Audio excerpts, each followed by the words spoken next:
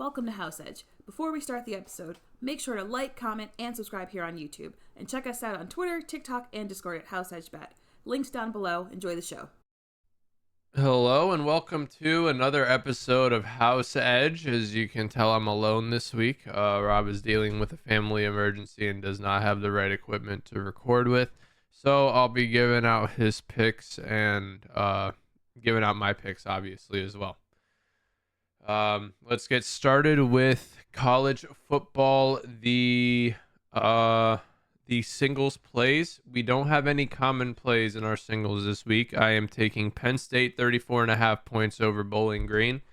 I mean, Penn State came out swinging last week. We had a good bet against them. Penn State beats up on bad teams. This is the way that James Franklin coaches, and I think they'll do it again to Bowling Green. I don't know anything about Bowling Green. I think we played them a couple years ago and beat them by around 50. I mean, I put them on the same level as a UMass, so should be an easy game for Penn State. Next, I have another Big Ten team, Iowa, 2.5-point favorites over Iowa State. I mean, Iowa looks like they figured out the offense side of the ball, and they are still very stout on defense. I believe they won 40-0. So getting 40 points by themselves is something they haven't been able to do the last couple years. Iowa State, they did not have as good of a showing in week one. They did get the win, but I think Iowa will be a little bit too much for them to handle. That offense looked pretty good.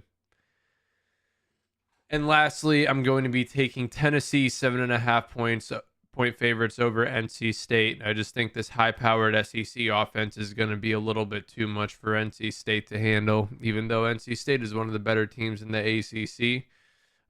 Middle of the pack SEC team can, in my mind, pretty handily take down an ACC team.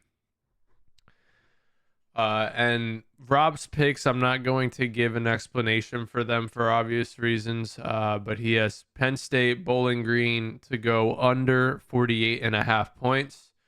Nebraska, 7.5-point favorites over Colorado. And he has the Texas-Michigan game going over 44.5 points. That is a pretty low line. And moving on to our parlays for college, I am taking a 5-leg moneyline parlay, starting off with, this is a common play between our parlays, Oklahoma State, moneyline over Arkansas. I'm taking Texas over Michigan. I think Texas is just a little bit too strong for Michigan. And going back to that Oklahoma State play, I think Oklahoma State's their experience on that roster will be a little bit too much for Arkansas to handle. Maryland, money line over Michigan State. I mean, Michigan State really struggled against, I think, an FCS team last week. Maryland absolutely beat UConn out of the water. I think they'll be able to win easily. Nebraska, money line over Colorado. Same story here. Colorado struggled against an FCS team last week. They almost lost to North Dakota State. Granted, that's a very good FCS team, but you get the point.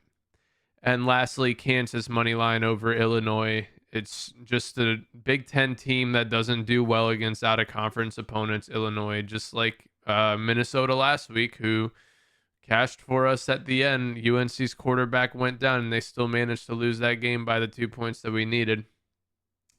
Those 5 legs puts me at plus 360 for my parlay. Small wager. It's still early in the season. Anything can happen. And I mentioned Rob's parlay has a common play, Oklahoma State money line over Arkansas. He's got Auburn money line over Cal, Tennessee money line over North Carolina State. I agree with that. And Nevada money line over Georgia Southern plus 334 for his 4-leg parlay. That rounds out our college picks for this week. I believe this is week 2 going into college. We'll see you guys next time. Don't forget to like, comment, and subscribe.